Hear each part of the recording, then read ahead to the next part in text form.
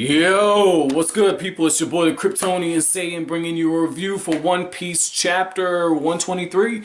Yo, Luffy, I'm not gonna call Luffy an idiot for a while. I'm gonna do my best to refrain from it because Luffy is doing what I like to call take shit and turn it into lemonade. You know, you heard take lemons and make it into lemonade. Luffy's given a very crappy situation, right? You know, his crew, they're about to be turned into wax figures. And it was pretty funny when it gets to a point where Luffy's like, are you guys going to turn into wax figures? And it's just like, you don't listen. Yo, Luffy reminds me of my sister, man. Like, my sister has that same attention span where whatever the hell she's doing, she kind of locks into it. And she doesn't listen, or she hears you, but she's not paying attention, so she forgets it because she never really heard it. And so they've been telling him, like, look, man, break this damn pumpkin so we don't turn into wax. And Luffy's just like, whatever. And the thing is I really appreciated this part right here.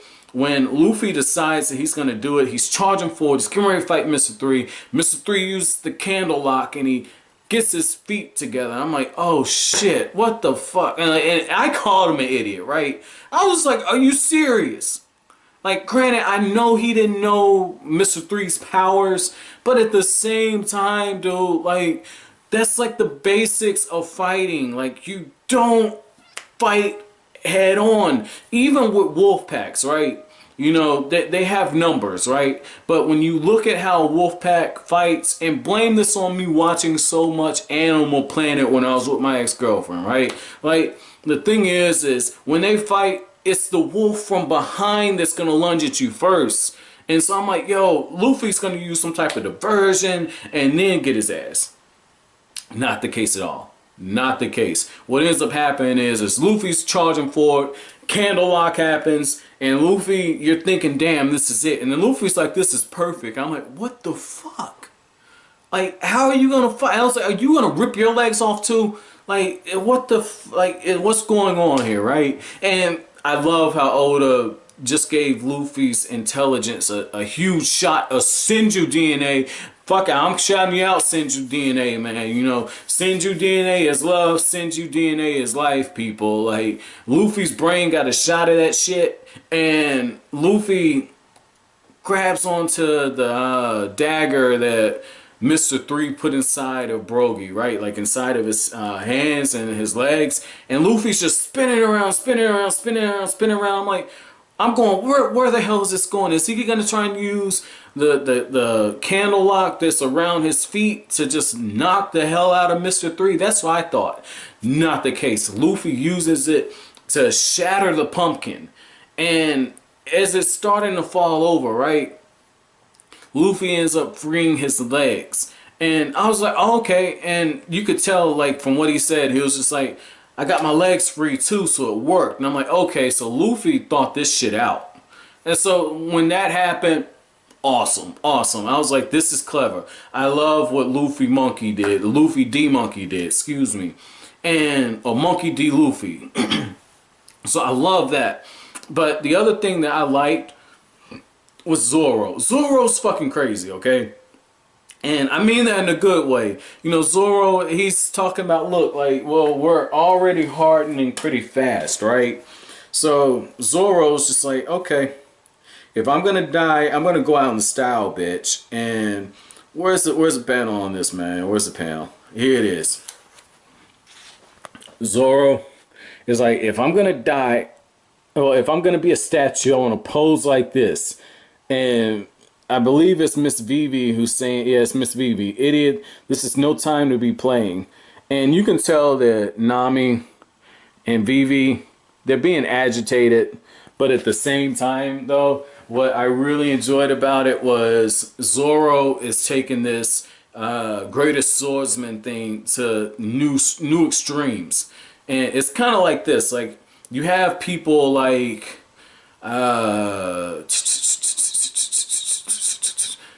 Damn, LeBron never said that. I don't want to put LeBron under the bus like that. I can't stand LeBron James, so I'm not gonna put him on the bus. But you got people like Kobe and Shaq who, like, Shaq has a statue outside the Staples Center.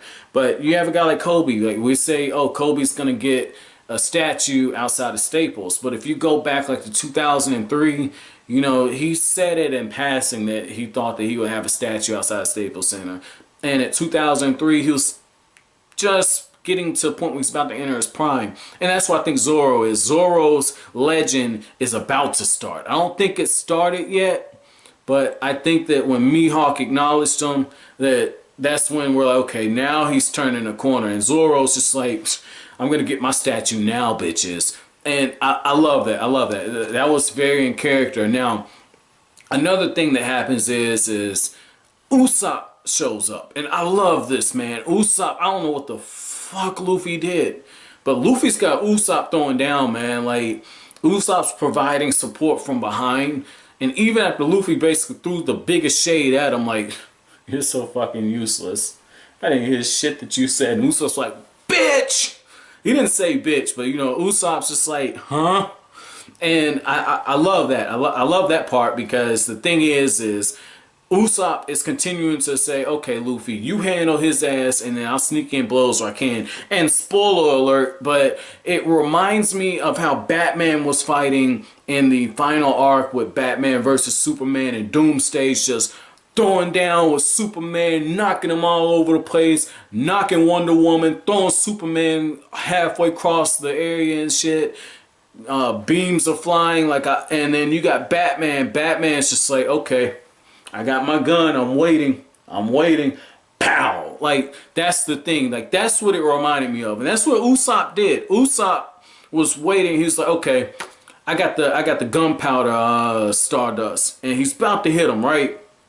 And that's when Mr. 3 jumps in. Mr. 3 basically eats that shit, right? He eats it, literally. I know a lot of times we say guys eat attacks. No, he literally eats it.